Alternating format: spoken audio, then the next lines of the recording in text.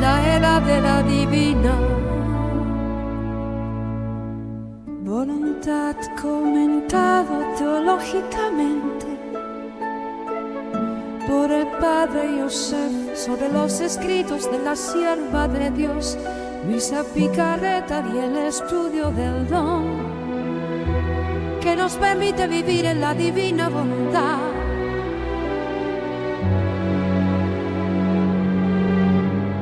Bienvenidos hoy, amigos en fe, con la guía del Padre Yosef Yanossi. Exploremos el don que transforma al vivir la sierva de Dios, Luisa Picarreta.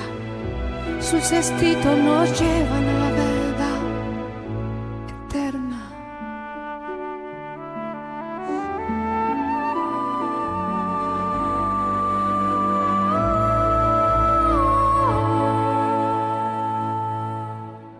En la era de la divina voluntad, el amor de Dios siempre nos guiará por la senda de Luisa, en Dios confiar.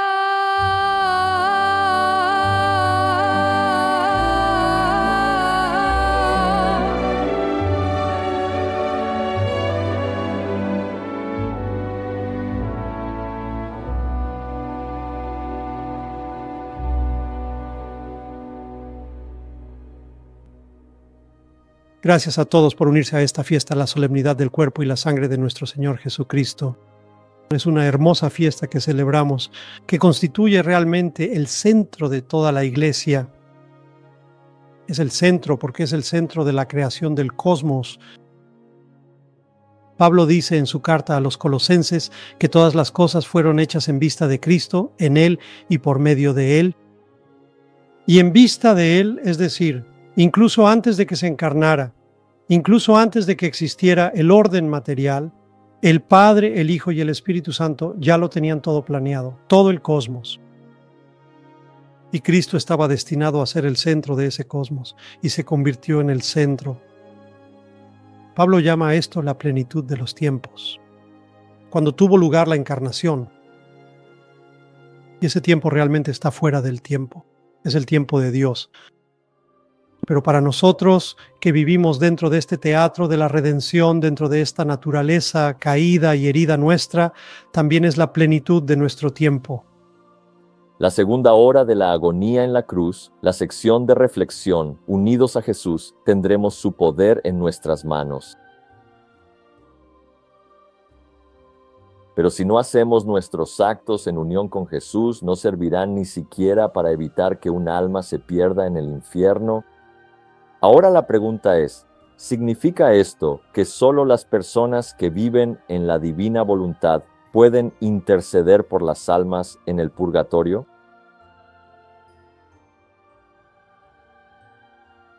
Deberían ser personas en la tierra. La pregunta es, ¿significa que almas que no viven en la divina voluntad no pueden interceder por almas en la tierra, no en el purgatorio? Porque si estás en el purgatorio ya estás salvado. No puedes ir al infierno. Una cosa que quiero decir sobre las traducciones de las horas de la pasión es que no todas son auténticas al original, solo para que lo sepan. En primer lugar, Hannibal publicó 4 ediciones.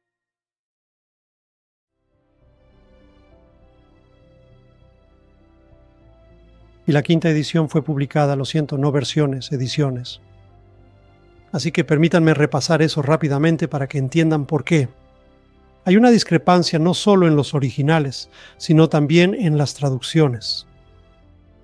Hannibal publicó en 1915 5.000 copias de la primera edición. En la segunda edición, 1916, 2.000 copias. En la tercera edición, 1917, el mensaje de Eurídice de Fátima, 10.000 copias. En la cuarta edición, 1924, 15.000 copias. Y todas estas ediciones tenían el Engelbsteden Pramata. En la tercera y cuarta ediciones, Hannibal añadió un apéndice titulado El pequeño tratado sobre la divina voluntad. compuesto por varios extractos de los volúmenes en el capítulo 4. Luego, por supuesto, el padre Benedicto Calvi, el último confesor de Luisa, quien fue muy importante para ayudarla después de que sus volúmenes fueran confiscados en agosto del 38. La puso porque se le pidió que dejara el orfanato de San Hannibal, hizo que la trasladaran a una calle que ahora se llama, en aquel entonces se llamaba Vía Madalena, ahora se llama Vía Luisa Picarreta. Creo que así se llama ahora. Y allí vivió los últimos días de su vida, y el padre Benedicto Calvi vivía justo al lado de ella, en un apartamento contiguo. Así que Hannibal publicó una quinta edición, el padre Benedicto Calvi, en 1934, una quinta edición. Y esta también tenía el prólogo de rodillas. Y luego hubo una sexta edición, pero esta fue en alemán.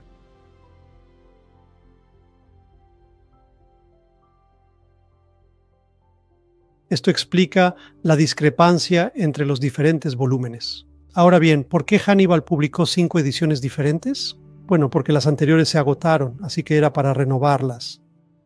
Y hubo algunas adiciones que se le agregaron.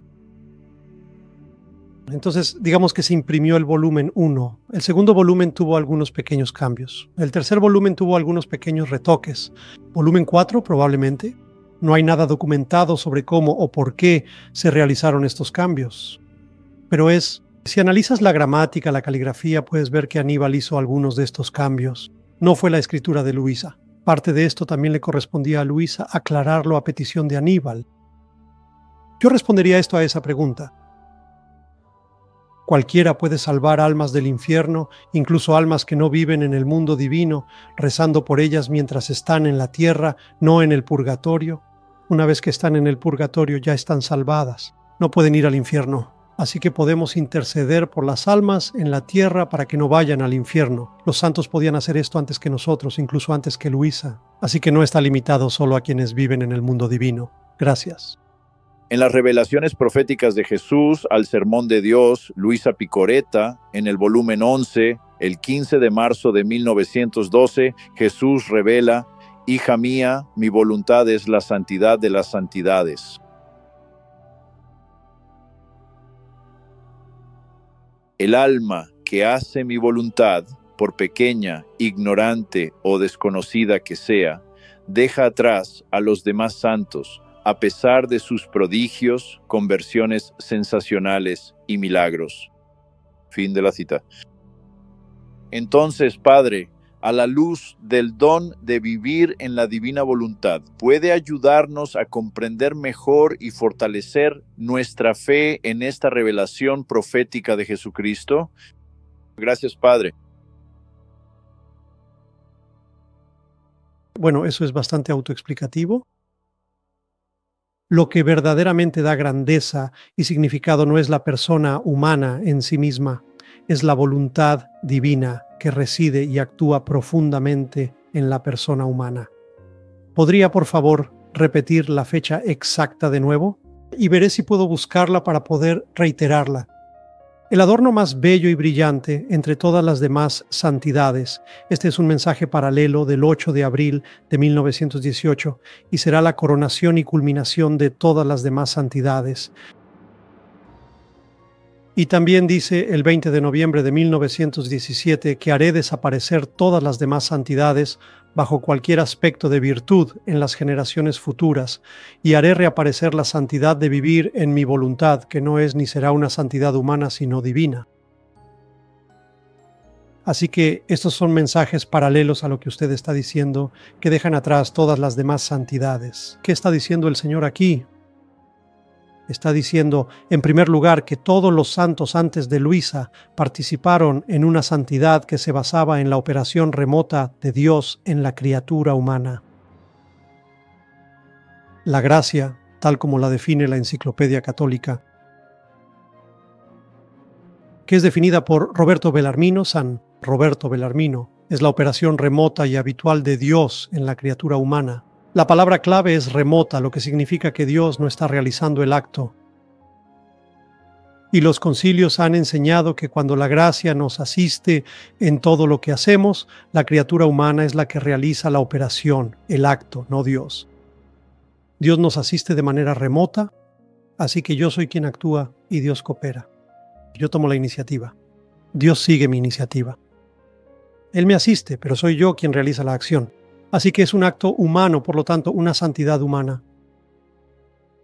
Con el don de vivir en la divina voluntad, la operación de Dios ya no es remota, es próxima. Él es quien realiza el acto, igual que en Cristo.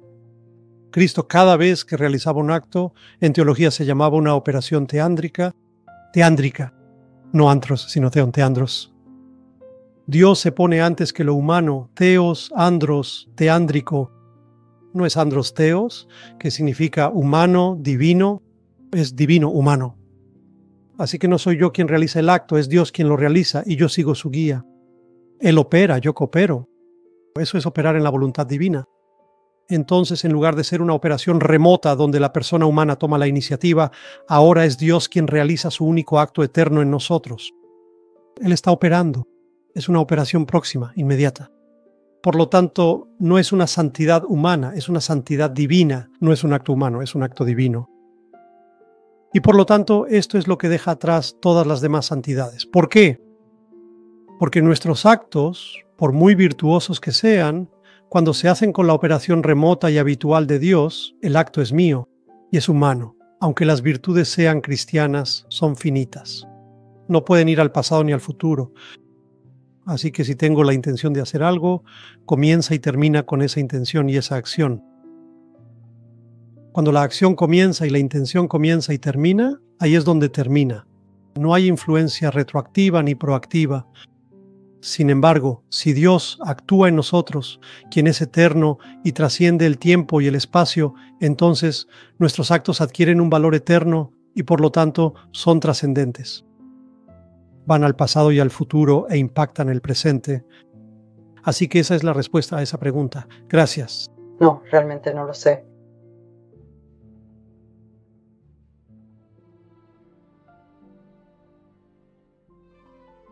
¿Cómo me fundiré con Dios? Pero no hay una oración y algo que se supone que debemos hacer. Es decir, no entiendo exactamente qué hacer entonces. Y yo rezaría por los demás en ese momento, por todas las oraciones que necesiten para mis intenciones. Pero ¿cuál es el proceso de lo que se supone que debemos hacer?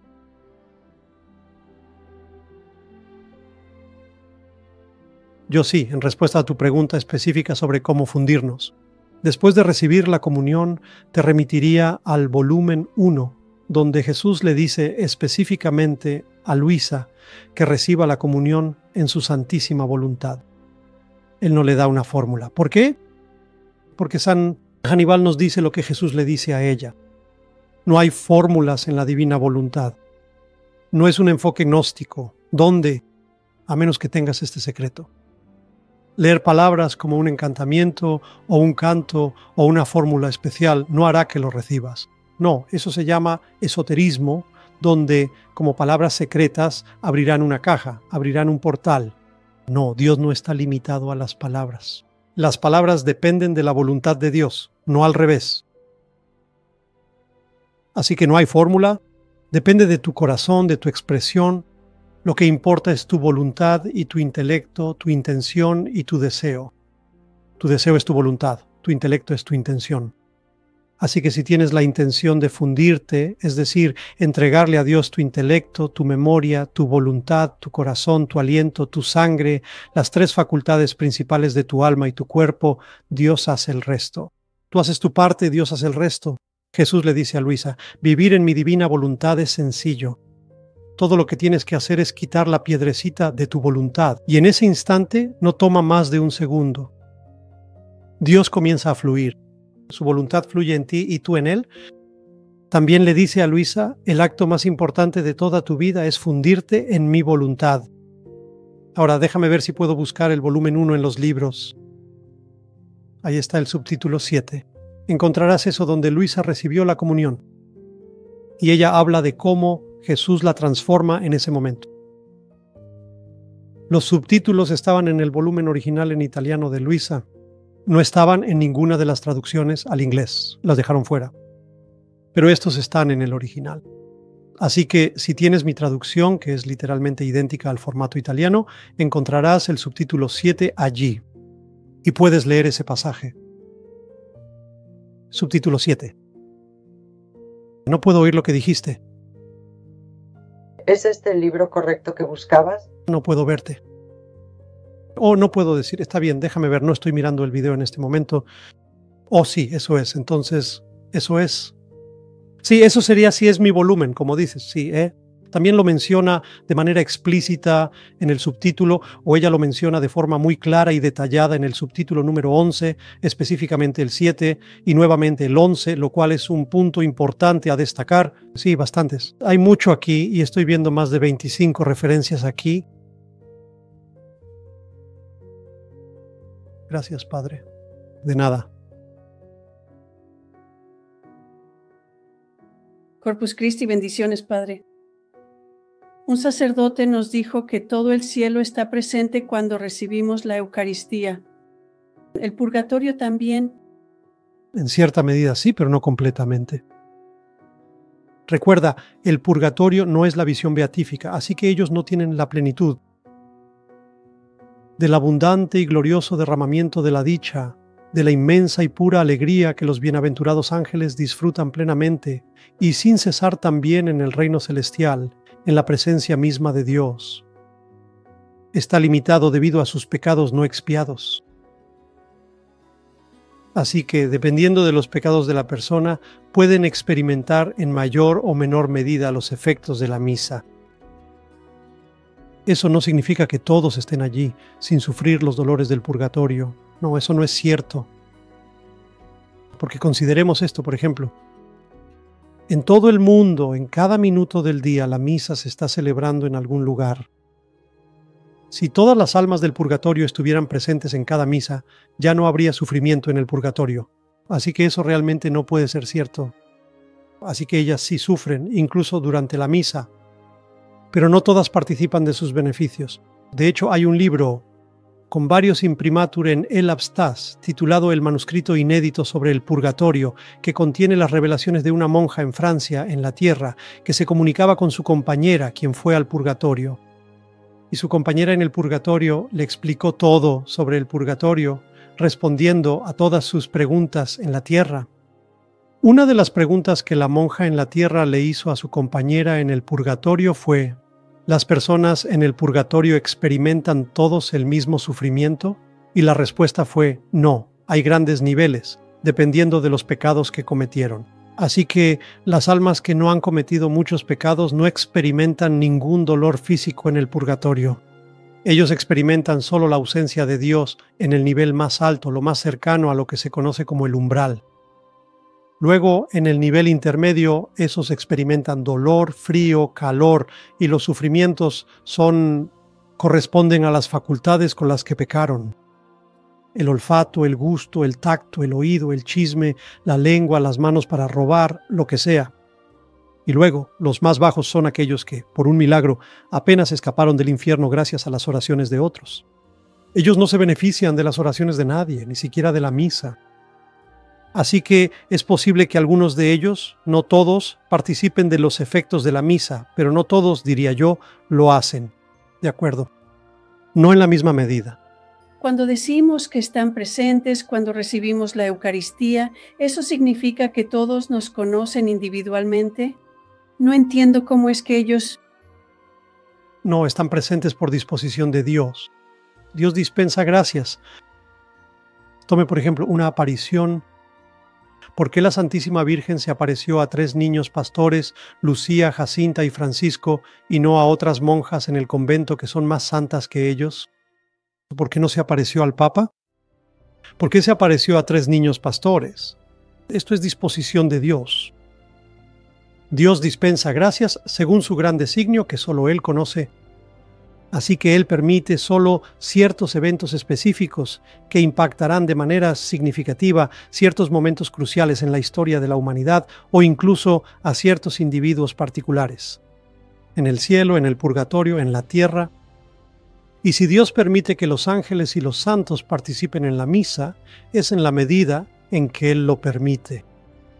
y sabemos que esa medida en la que Él, en su infinita sabiduría y providencia, lo permite, corresponde y está en perfecta conformidad con el grado de santidad y pureza espiritual que ellos, con gran esfuerzo y dedicación, lograron alcanzar en sus vidas, un logro verdaderamente significativo.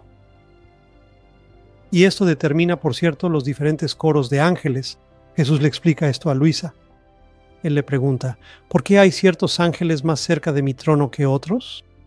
Podemos decir, ¿por qué hay almas más cerca del altar en la misa que otras almas en el cielo? ¿Y por qué un alma participa más que otra? ¿Por su santidad o la falta de ella? Tomen, por ejemplo, les voy a citar aquí del volumen de Luisa sobre lo que les estaba compartiendo sobre los coros de ángeles. Esto proviene del volumen 1730 de octubre de 1924. Jesús revela, ¿sabes por qué hay diferentes coros de ángeles, unos superiores a otros? Hay algunos que están más cerca de mi trono, más cerca del altar de Dios. ¿Y sabes por qué? Es porque mi voluntad se reveló en una sola operación, pero a algunos con una sola extensión de conocimiento y cualidades, a otros con 2, a algunos con 3, a otros con 4 y así sucesivamente hasta los 9 coros. Y con cada manifestación adicional de la única operación de mi voluntad que recibieron, algunos se volvieron superiores a otros. Y los primeros, más que los demás, eran más capaces y más dignos de permanecer más cerca de mi trono, más cerca de mi altar. Lo mismo ocurre con la misa. Bien, ahora la pregunta es, ¿por qué Dios elegiría darle más a este ángel y menos al otro? ¿No es eso injusto? Bueno, es por la rebelión de los ángeles. ¿Adivina quién fue el más leal en el momento de la rebelión entre todos los ángeles? San Miguel. Por eso Dios le dio el liderazgo de los ángeles y le permitió derrocar a Lucifer. Ningún otro ángel, ni Rafael, ni Gabriel, Miguel. ¿Por qué Miguel fue tan grande? Porque no tenía ningún ejemplo a seguir. Lo hizo por sí mismo. Demostró más lealtad que todos los demás ángeles y por eso es el más cercano. Tú dices, espera un momento, él no es un serafín, y según la teología de los ángeles, los serafines son los más cercanos, y los arcángeles están como 4 coros más abajo. Pero en ese momento Dios elevó a Miguel, lo hizo más alto que Lucifer. Así que, según su fidelidad y lealtad en ese momento, adquieren estos coros, ¿ves? Así también en la tierra, lo mismo con nosotros. Adquirimos nuestra cercanía al trono de Dios según nuestra lealtad en la tierra y por lo tanto en el cielo. Participamos más en la misa de acuerdo a nuestra santidad. Sigamos adelante, gracias. Siguiente pregunta. Nuestra última pregunta será de nuestro amigo Mark. Mark, adelante, puedes activar tu micrófono. Padre, usted mismo mencionó hace varios meses que cuando estamos en la divina voluntad, se supone que debemos tener un director espiritual. Estoy en una situación aquí en St. John, New Brunswick, y tenemos un pequeño grupo incipiente, y hemos estado intentando durante varios años conseguir que alguno de nuestros sacerdotes aquí, especialmente los jubilados, sea director espiritual, y sin embargo no hemos tenido éxito hasta ahora. Entonces, ¿cómo se supone que debemos seguir la divina voluntad, a menos que podamos unirnos a otro cenáculo que tenga un director espiritual? Porque una mujer ha ido a Medjugorje un par de veces y va a intentar iniciar el cenáculo de la divina voluntad en su casa. Y esto es algo en lo que estoy pensando. Sobre los directores espirituales, porque no hemos tenido éxito tratando de conseguirlos.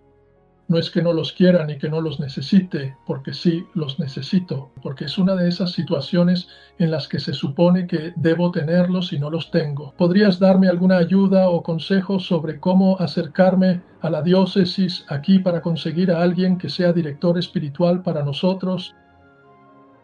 Porque podría terminar quemando mis puentes si me acerco a los obispos. Esa es una actitud muy humilde y obediente, y te felicito por ello. La Iglesia no exige. Primero te diré lo que la Iglesia requiere y luego cuál es un enfoque práctico en tu situación. La Iglesia no exige que los grupos de oración divina tengan un director espiritual. No está escrito en ningún lado. no es un requisito. Así que no estás obligado a tener uno. Sin embargo, dicho esto, no es prudente dejar a tu propia reflexión la interpretación de los textos de Luisa. Entonces, ¿cómo superar este estancamiento, este dilema? Yo no enfatizaría la necesidad de tener un director espiritual para un grupo. En ningún lugar dice la Iglesia que los grupos deban tener un director espiritual. Para los individuos eso es diferente. Creo que todos deberían tener un director espiritual. Yo tengo un director espiritual, es un sacerdote. Siempre que he tenido uno durante toda mi vida. Cada día, porque a veces mueren, son como un cónclave, tienes que esperar a uno nuevo. Dios los bendiga. Pero los grupos no tienen que tener un director espiritual. Puede que tengan, digamos, un capellán, eso es diferente. O digamos un representante, ya sabes.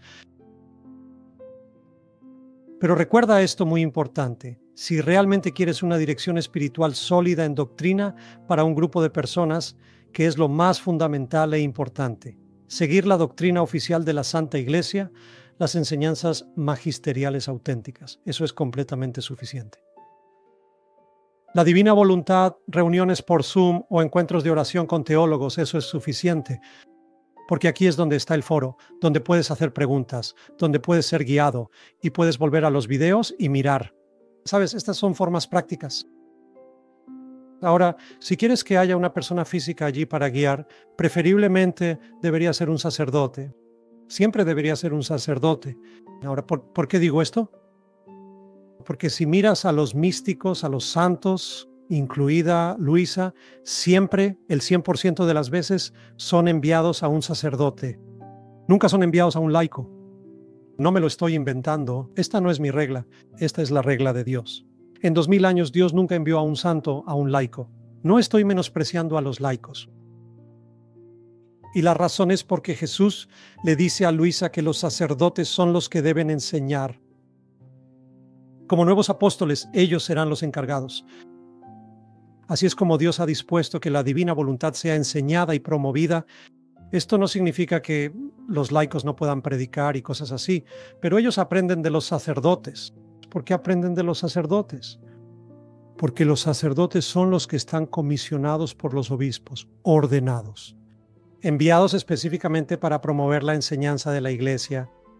Ciertamente hay algunos rebeldes por ahí, siempre los ha habido y siempre los habrá. Y no debes seguir a aquellos que condenan al magisterio y al papa. Evítalos como a la peste. Pero yo me enfocaría en tener un director espiritual personal y luego un representante de grupo o un guía, y recomendaría que ese fuera un sacerdote. ¿De acuerdo? Pero si quieres un director espiritual, puede ser cualquier persona de tu elección, pero eso debería ser algo personal. Espero que eso responda a tu pregunta. De nada. Muy bien, así que el cuerpo y la sangre de Cristo, hablando sacramentalmente, es el centro absoluto y fundamental del universo, de todo el orden material existente y creado, porque es Dios mismo. La Eucaristía es Dios. Es el único sacramento que tiene esa afirmación tan profunda y significativa. No solo está presente verdaderamente en la sustancia del pan y el vino, es decir, cuerpo, sangre, alma y divinidad, sino que este centro realmente proviene de allí. Él es físico, de manera material, un verdadero corazón, y voy a compartir eso un poco más detalladamente con ustedes. En el año 700 hubo un gran milagro eucarístico en Lanciano, Italia, donde un monje que dudaba de su vocación, ya saben, la gente no entiende cuando yo odio a los geógrafos que usan esa expresión. Este sacerdote dudaba de su vocación. Piensan, ¿qué le pasa? ¿Por qué simplemente no tiene fe?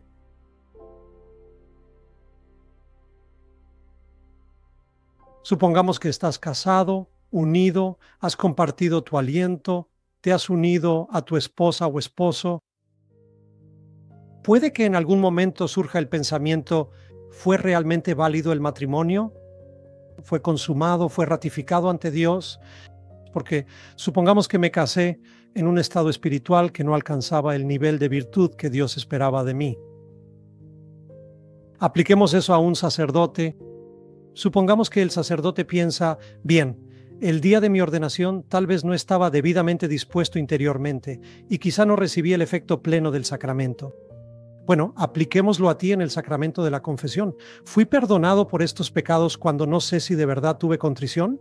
Quizá tuve atrición, que es el miedo al infierno y no el amor a Dios. ¿Por estos pecados no fui perdonado? Este tipo de dudas a veces las siembra el demonio en las personas. Así que este sacerdote tenía esa duda, dudar de su vocación. Él pensaba que no estaba dispuesto en la ordenación y por lo tanto la consagración no era válida. Verás, la consagración depende de la validez del sacramento del orden sagrado. Así que él estaba sosteniendo la Eucaristía durante la consagración, pidiéndole a Dios algún tipo de señal, y para sorpresa de todos, de repente comenzó a sangrar. Se hizo carne viva en sus propias manos y empezó a caer abundantes gotas de sangre. El mismo milagro ocurrió en el año 1263, cuando un sacerdote de Praga viajaba hacia la ciudad de Roma, para señal de que su vocación y sus facultades sacerdotales eran efectivamente válidas y que la consagración eucarística era completamente válida.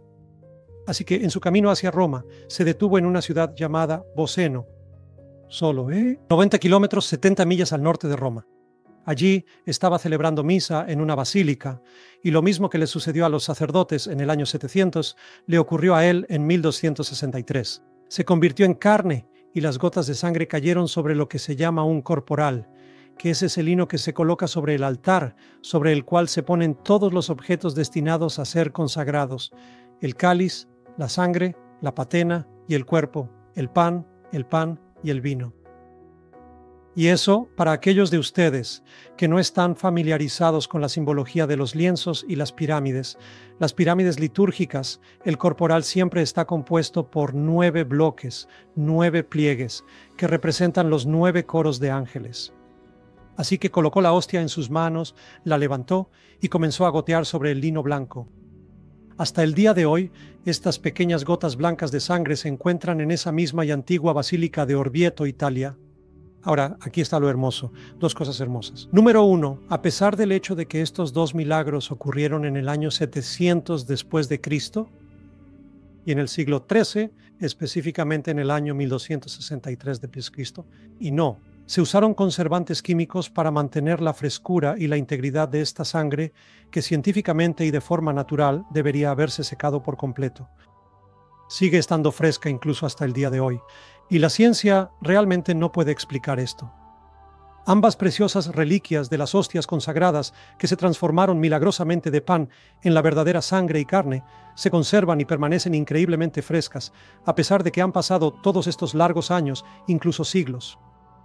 Otro milagro. En los años 1971 y 1981, el Vaticano, la sede central de la Iglesia Católica, envió estos 2 milagros eucarísticos a una exhaustiva investigación.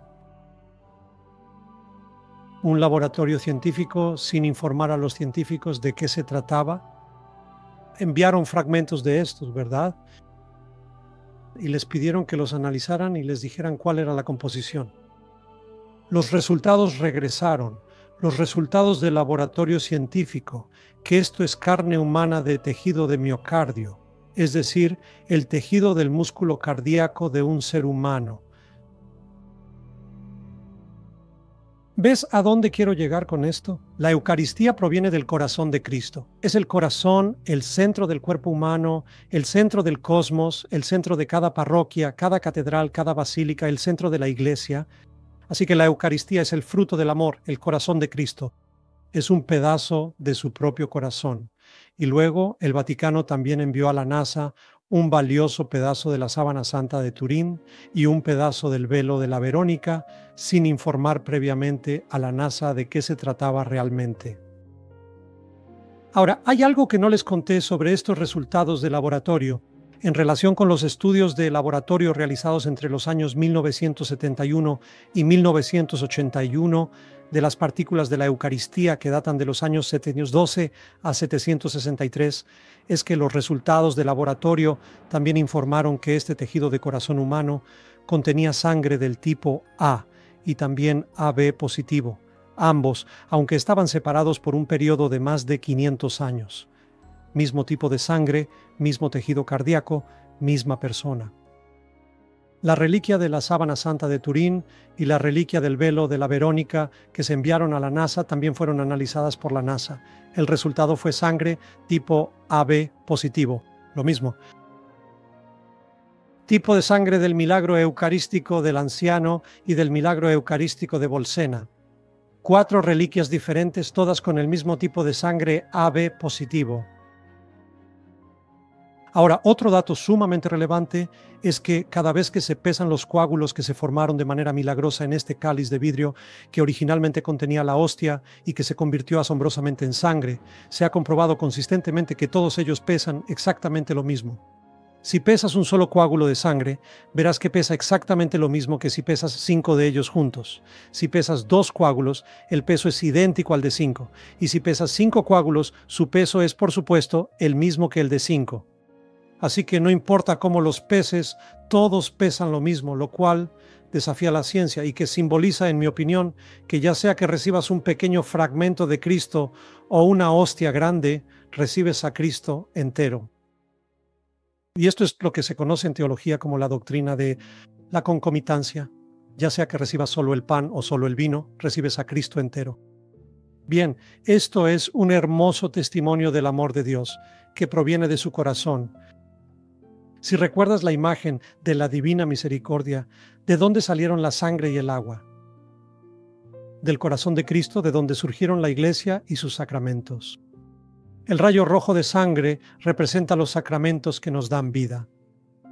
Nos saca de la oscuridad, es decir, el bautismo, la unción de los enfermos y la confesión. El rayo blanco, el agua, simboliza aquello que aumenta la vida sobrenatural ya existente en nosotros, es decir, la comunión, la confirmación, el matrimonio y el orden sagrado. Así que Cristo es el centro de la Iglesia. De su corazón proviene la Eucaristía. De la Eucaristía proviene todo.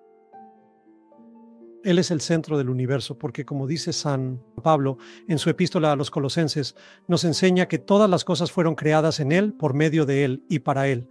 Así que, con profunda gratitud, demos sinceras gracias a Dios por esta hermosa y significativa fiesta, que es verdaderamente el fundamento sólido y la fuente inagotable de nuestro valioso patrimonio espiritual.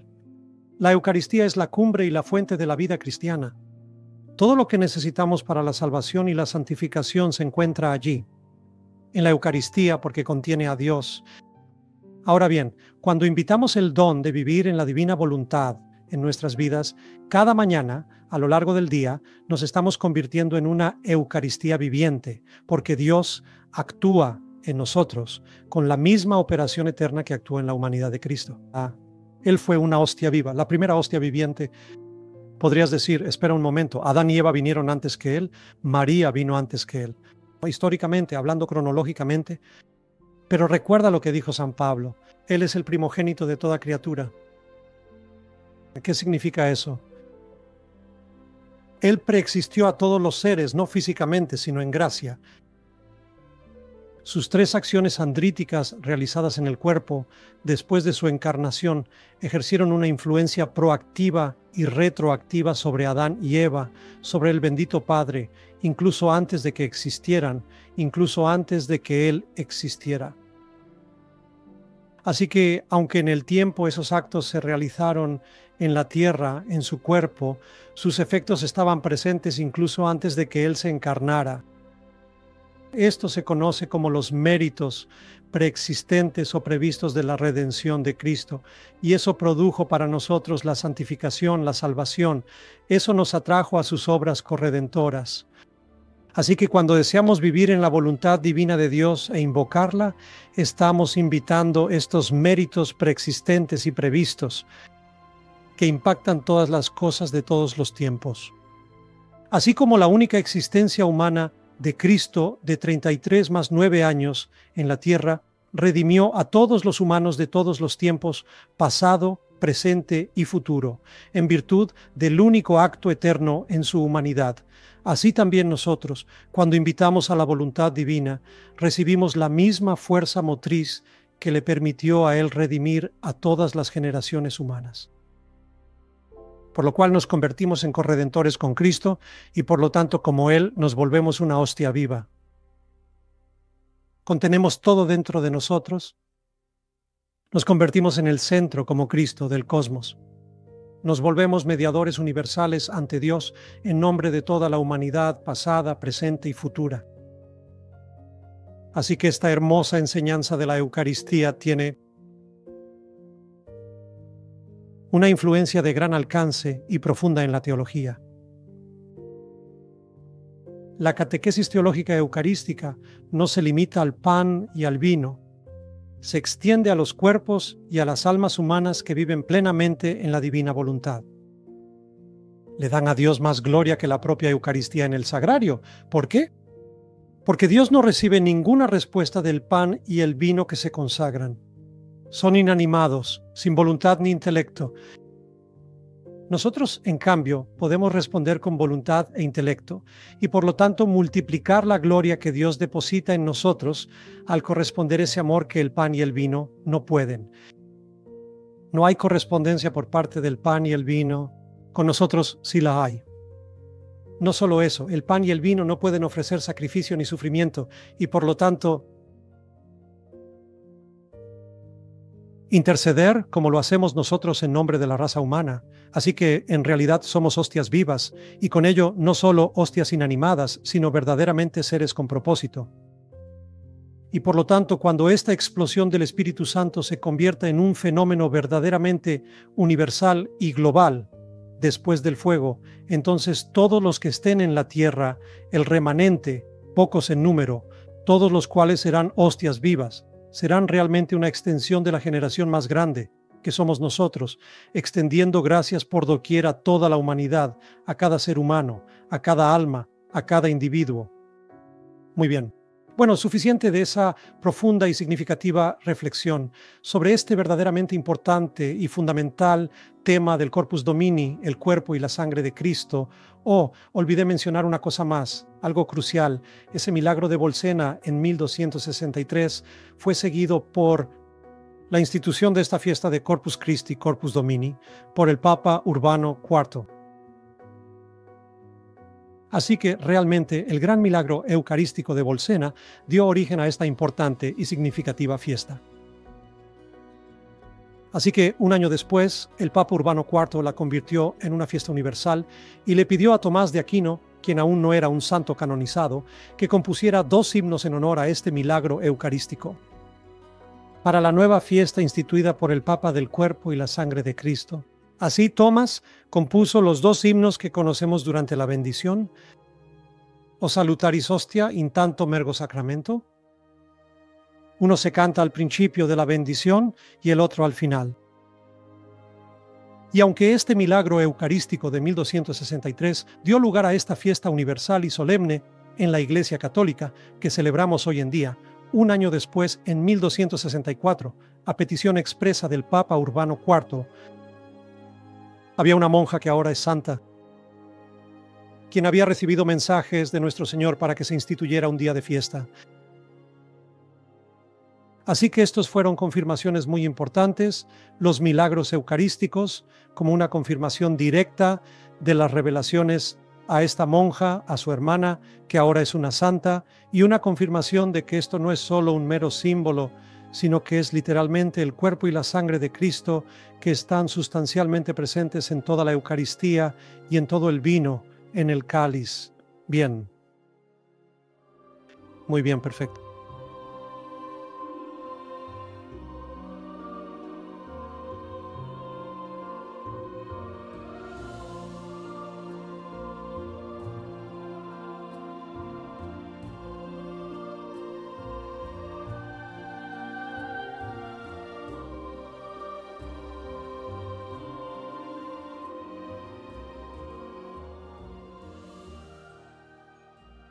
Gracias en el nombre del Padre y del Hijo y del Espíritu Santo. Amén. Con profunda gratitud y un sincero y verdadero agradecimiento. Gracias, Dios. Amén. Gracias. Dios los bendiga. Los quiero a todos. Adiós.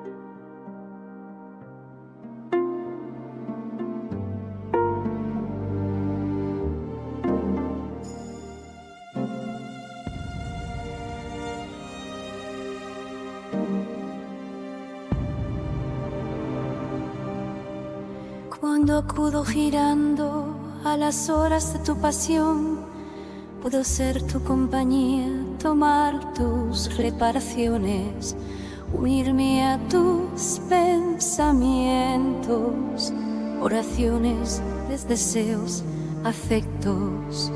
Cuando acudo girando, y bendito Jesús, contigo, a las horas de tu pasión fundidos, siento tu contacto.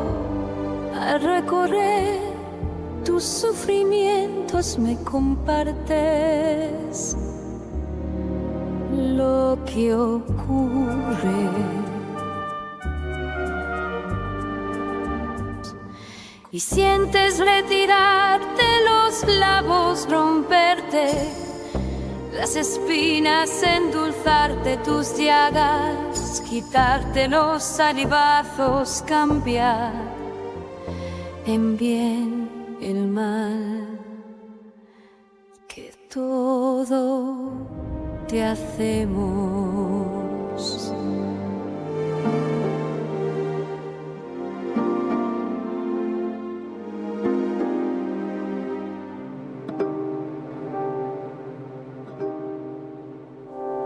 Cuando acudo girando a las horas de tu pasión, puedo ser tu compañía, tomar tus reparaciones, unirme a tus pensamientos, oraciones, deseos, afectos.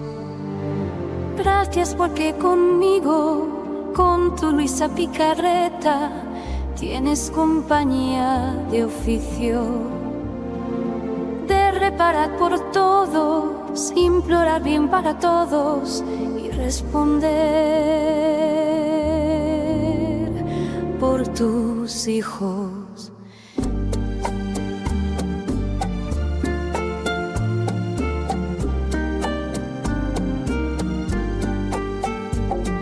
Y sientes retirarte los clavos, romperte las espinas, endulzarte tus llagas, quitarte los salivazos, cambiar en bien el mal, que todos te hacemos, que todo te hacemos.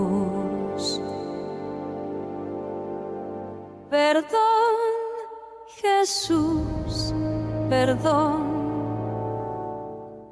A nombre de todos, tu hija pequeña. Perdón, Jesús, perdón.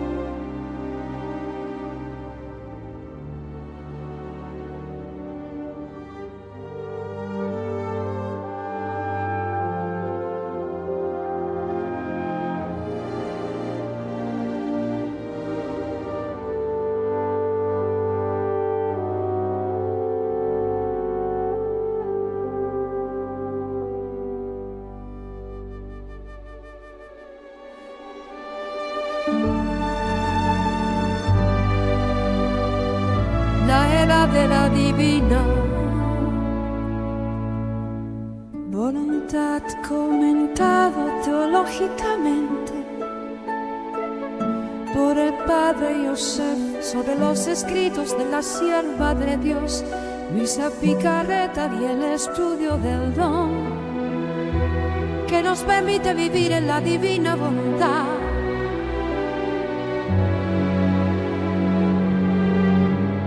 Bienvenidos hoy, amigos en fe, con la guía del Padre Joseph Giannuzzi. Exploremos el don que transforma al vivir la sierva de Dios, Luisa Picarreta. Sus escritos nos llevan a la verdad eterna.